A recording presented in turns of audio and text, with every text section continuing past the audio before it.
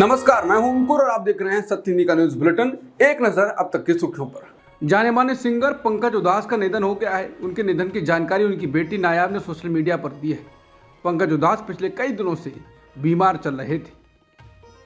लोकसभा चुनाव से पहले राजनीतिक दलों में अदला बदली का दौर जारी है और कांग्रेस को झटके पर झटके लग रहे हैं। महाराष्ट्र के बाद अब अरुणाचल प्रदेश में भी कांग्रेस को झटका लगा है।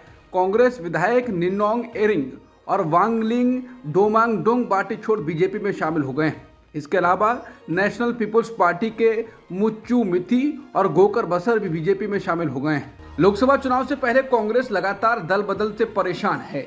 जहां महाराष्ट्र में पूर्व मुख्यमंत्री तक पार्टी का दामन छोड़ चुके हैं, तो वहीं अब झारखंड के सिंहभूम से पार्टी सांसद और झारखंड के पूर्व सीएम मधु कोड़ा की पत्नी गीता कोड़ा भी आज बीजेपी में शामिल हो गई। उन्हें भाजपा के प्रदेश प्रमुख बाबूलाल मरांडी की उपस्थिति में भाजपा ज्वाइन की। न्यूज एजेंसी एएनआई ने सूत्रों के हवाले से बताया कि वो प्रदेश में कांग्रेस पार्टी द्वारा किए गए गठबंधन से नाखुश हैं। टीएमसी के वरिष्ठ नेता कुणाल घोष ने 26 फरवरी को कहा कि इस संदेश खली में यौन उत्पीड़न और जमीन हड़पने के आरोपी पार्टी के कद्दावर नेता शाहजहां शेख को 7 दिनों में गिरफ्तार कर लिया जाएगा। टीएमसी नेता का ये बयान कलकत्ता हाईकोर्ट के ये कहने के बाद आया है कि शाहजहां की गिरफ्तारी पर कोई रोक नहीं है। कलकत्ता हाईकोर्ट ने कहा है कि यौन उत्पीड़न और जमीन हड़पने के आरोपों के मुख्य आरोपी शेख शाहजहां को संदेश खाली से गिरफ्तार करने पर कोई रोक नहीं है। बंगाल पुलिस उन्हें गिरफ्तार करे। अदालत ने कहा, हम स्पष्ट करते हैं कि किसी भी कार्यवाही में गिरफ्तारी पर कोई रोक नहीं है। उनके खिलाफ एफआईआर दर्ज है और उन्हें आरोपी के रूप में नामजद किया गया है। जाहिर तौर पर उन्हें गिरफ्तार करने की जरूरत है। अदालत को सोमवार को यह स्पष्टीकरण तब देना पड़ा जब तृणमूल कांग्रेस के सांसद अभिषेक बनर्जी ने रविवार रात एक अजीबोगरीब बयान दिया था। अभिषेक ने कहा कि बंगाल सरकार शाहजहां को गिरफ्तार करने में असमर्थ है क्योंकि अदालत ने पुलिस के हाथ बांध दिए हैं। राज्य विधानसभा में हरियाणा के गृह मंत्री अनिल विज ने कहा कि हरियाणा इनेलो प्रमुख नफे सिंह राठी हत्याकांड की जांच सीबीआई से कराई जाएगी। इस हत्याकांड के आरोपियों को बख्शा नहीं जाएगा और सख्त से सख्त कार्रवाई की जाएगी। पुलिस मामले की जांच कर रही है। हरियाणा के गृह मंत्री अनिल विज ने सोमवार को विधानसभा में आश्वासन दिया कि इनेलो की प्रदेश इकाई के अध्यक्ष नफे सिंह राठी की हत्या की जांच सीबीआई को सौंपी जाएगी। हरियाणा पुलिस ने रविवार को इंडियन नेशनल लोकदल के प्रदेश अध्यक्ष नफे सिंह राठी की हत्या के मामले में बहादुरगढ़ के पूर्व भाजपा विधायक नरेश कौशिक सहित 12 लोगों के खिलाफ एफआईआर दर्ज की है। कौशिक के अलावा जो आरोपी हैं उनमें भी कई जनप्रतिनिधि रहे। बता दें, नफे सिंह राठी को रविवार को बहादुरगढ़ में गोली मारकर हत्या कर दी गई थी। उनके एक सहयोगी की भी मौत हो गई थी। ये घटना झज्जर जिले में हुई। इंडियन नेशनल लोकदल यानी इनेलो के महासचिव अभय सिंह चौटाला ने पार्टी के प्रदेश अध्यक्ष नफे सिंह राठी की हत्या के लिए हरियाणा सरकार को जिम्मेदार ठहराया है। उन्होंने कहा कि राठी ने पुलिस प्रशासन से सुरक्षा की मांग की थी, लेकिन सुरक्षा नहीं दी गई। मीडिया से बात करते हुए अभय चौटाला ने कहा कि इस हत्या के लिए पूर्ण रूप से हरियाणा सरकार जिम्मेदार है। आज से 6 महीने पहले राठी साहब ने मुझे बताया था कि उन्हें खुद पुलिस को बताया है कि उन्हें खतरा है, उन पर कभी भी हमला हो सकता है। मैंने तुरंत झज्जर के एसपी से बात की और इस बात के लिए आगाह किया कि आपके पुलिस के लोगों ने राठी साहब को इस जानकारी दी है कि आप उन्हें सुरक्षा मुहैया कराएं। उन्होंने कहा कि नफे राठी ने पुलिस, मुख्यमंत्री और राज्य के गृह मंत्री को भी चिट्ठी लिखी और सीआईडी के प्रमुख को भी चिट्ठी लिखकर सुरक्षा की मांग की थी। इसके बावजूद उन्हें किसी प्रकार की सुरक्षा मुहैया नहीं कराई गई और उन लोगों को सुरक्षा देते रहे तो इस धमकी में शामिल थे। दिल्ली के मुख्यमंत्री अरविंद केजरीवाल सोमवार को ईडी के 7वें समन पर भी केंद्रीय एजेंसी के सामने पेश नहीं हुए। इसके साथ ही केजरीवाल ने कहा है कि ईडी जब कोर्ट गई है तो ईडी और केंद्र सरकार कोर्ट के फैसले का इंतजार करें। एक तरफ ईडी कोर्ट जा रही है और दूसरी तरफ समन भेजे जा रहे हैं। क्या ईडी और केंद्र सरकार को कोर्ट पर भरोसा नहीं है? केजरीवाल ने कहा कि इनका मकसद है किसी तरह इंडिया अलायंस से गठबंधन तोड़ देने। पीएम मोदी गुजरात के द्वारका में समुद्र में गहरे पानी के अंदर गए। इसको लेकर उनके वीडियो और फोटो चर्चा में बने हुए हैं। इसको लेकर फिल्म मेकर और वरिष्ठ पत्रकार विनोद कापड़े ने पीएम मोदी को निशाने पर लिया है। उन्होंने पीएम मोदी का वीडियो ट्वीट किया है और लिखा है, दिन भर फोटो ऑप, वीडियो रील, दुनिया के इतिहास में इतना आत्ममुग्ध प्रधानमंत्री नहीं हुआ होगा। आज किसानों ने ट्रैक्टर रैली निकाली। इस दौरान बीकेयू नेता चौधरी राकेश टिकैत ने कहा कि दिल्ली जाने वाले रास्तों पर ट्रैक्टर खड़े कर किसान हक मांगेंगे। शांतिपूर्ण तरीके से किसान खड़े होंगे। एक तरफ से वाहन चलते रहेंगे। भाकियू प्रवक्ता ने कहा कि संयुक्त किसान मोर्चा ने देश भर में विरोध प्रदर्शन का यह तरीका निकाला है। भाकियू ने तहसील और ब्लॉक स्तर पर इसकी रणनीति तैयार की है। ब्लॉक और गांव की सीमा में किसान खड़े होंगे। हालांकि उन्होंने साफ किया कि वो दिल्ली नहीं जाएंगे। मराठा कोटा नेता मनोज जारंगे पाटिल के नेतृत्व में मराठा आरक्षण आंदोलन फिर जोर पकड़ रहा है। सोमवार को महाराष्ट्र के जालना, छत्रपति संभाजीनगर और बीड जिले में कर्फ्यू लगा दिया गया। इन जिलों में इंटरनेट पर फिलहाल पाबंदी लगा दी गई है। अधिकारियों ने सोशल मीडिया प्लेटफॉर्म पर प्रसारित अफवाहों से संभावित अशांति पर चिंता जताई है। एक अधिकारी ने सोमवार को बताया कि मराठा प्रदर्शनकारियों ने अंबाद तालुका के तीर्थपुरी शहर में छत्रपति शिवाजी महाराज चौक पर राज्य परिवहन की एक बस में आग लगा दी। इसके बाद महाराष्ट्र राज्य सड़क परिवहन निगम ने अगली सूचना तक जालना में बसों का संचालन बंद कर दिया है। मराठा आरक्षण कार्यकर्ता मनोज जारंगे पाटिल ने महाराष्ट्र के डिप्टी सीएम देवेंद्र फडणवीस पर आरोप लगाया है। उन्होंने कहा है कि महाराष्ट्र के डिप्टी सीएम देवेंद्र फडणवीस उनके खिलाफ कई साजिशें रच रहे हैं और यहां तक कि उन्हें मारने की भी कोशिश कर रहे हैं। जालना में बोलते हुए मनोज जारंगे पाटिल ने यह भी कहा कि वो मुंबई तक मार्च करेंगे और महाराष्ट्र के डिप्टी सीएम और बीजेपी नेता फडणवीस के आवास के बाहर विरोध प्रदर्शन करेंगे। जारंगे के आक्रामक रुख और उनके भाषणों पर अपशब्द के इस्तेमाल पर एकनाथ शिंदे ने कहा कि कानून के मुताबिक कार्रवाई की जाएगी। सीएम ने कहा कि एक साजिश चल रही है और इसे जल्द ही उजागर किया जाएगा। सीएम ने कहा कि पहले मैं मानता था कि जारंगे मराठा समुदाय के लिए लड़ने वाला एक सच्चा व्यक्ति है, लेकिन आज उनकी ओर से कहे गए शब्द राज्य की राजनीतिक संस्कृति से मेल नहीं खाते। मुझे आश्चर्य है कि क्या कोई उसे ऐसी भाषा का इस्तेमाल करने के लिए उकसा रहा है। शिंदे ने कहा कि जो लोग सरकार के खिलाफ बार बार विरोध प्रदर्शन कर रहे हैं, उन्हें हमारे धैर्य की परीक्षा नहीं लेनी चाहिए। उन्हें कानून व्यवस्था की समस्या पैदा नहीं करनी चाहिए।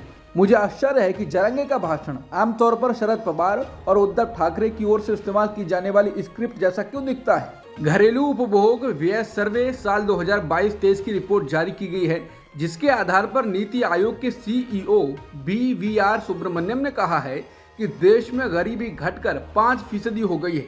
उनके इस बयान पर कांग्रेस नेता सचिन पायलट ने कहा है कि सरकार लोगों के बीच भ्रम फैला रही है। गरीब और गरीब हुए हैं और अमीर हुए हैं। सचिन पायलट ने यह भी कहा कि गरीब और अमीरों के बीच की खाई बढ़ गई है।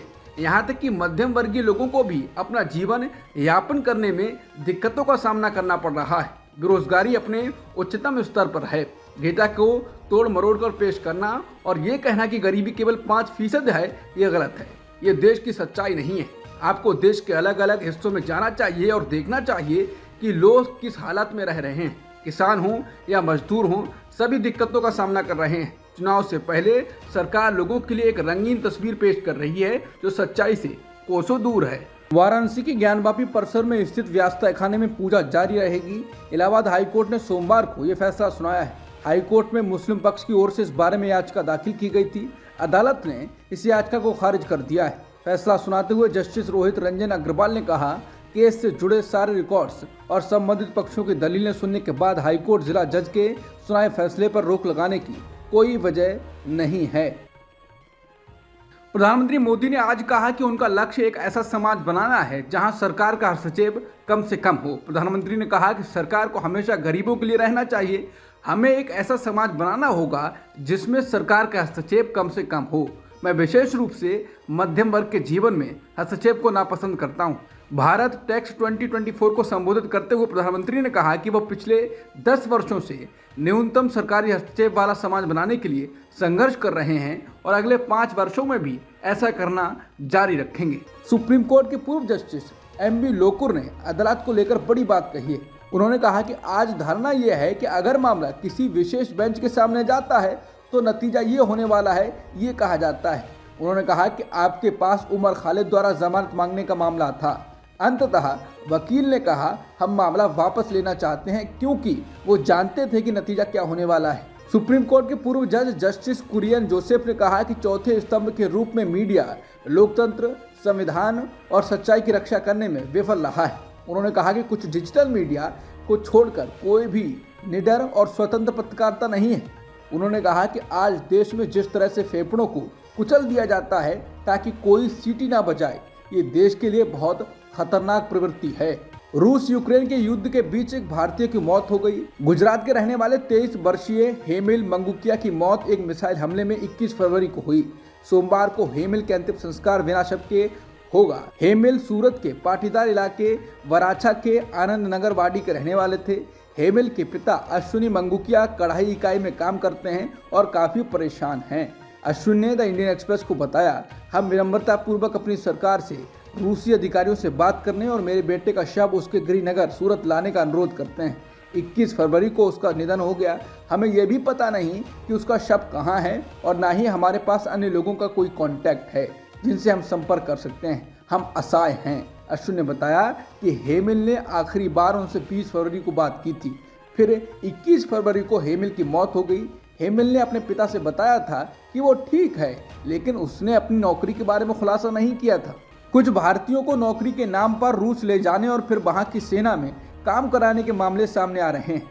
मीडिया रिपोर्ट्स में विदेश मंत्रालय ने इस पर प्रतिक्रिया दी है।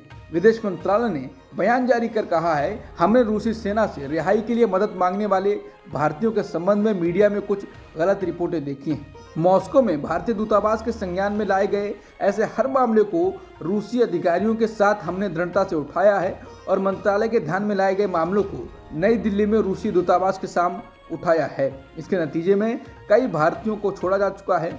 हम रूसी सेना से भारतीय नागरिकों की जल्द रिहाई के लिए रूसी अधिकारियों के साथ काम कर रहे हैं और यह हमारी प्राथमिकता भी है और प्रतिबद्धता भी है। बता दें, बीते सप्ताह खबर आई कि कुछ भारतीय युवाओं को रूस में नौकरी के नाम पर ले जाया गया और फिर उनसे वहां सेना में जबरन काम कराया जा रहा है। उनका दावा है कि एजेंटों ने उन्हें नौकरी के नाम पर बुलाया और फिर उनकी भर्ती रूसी सेना में करा दी। राजस्थान के पूर्व मुख्यमंत्री अशोक गहलोत के बेटे वैभव गहलोत ने सोमवार को राजस्थान क्रिकेट संघ के अध्यक्ष पद से इस्तीफा दे दिया है। वो साल 2019 में अध्यक्ष पद पर निर्वाचित हुए थे। वैभव गहलोत ने कहा कि अभी मुझे जानकारी मिली है कि मेरे खिलाफ अविश्वास प्रस्ताव पास भी कर दिया गया है। राजस्थान क्रिकेट संघ के किसी भी पदाधिकारी या सदस्य ने मुझे चर्चा नहीं की, न ही किसी मुद्दे पर असहमति व्यक्त की, अन्यथा मैं पहले ही अपना इस्तीफा दे चुका होता।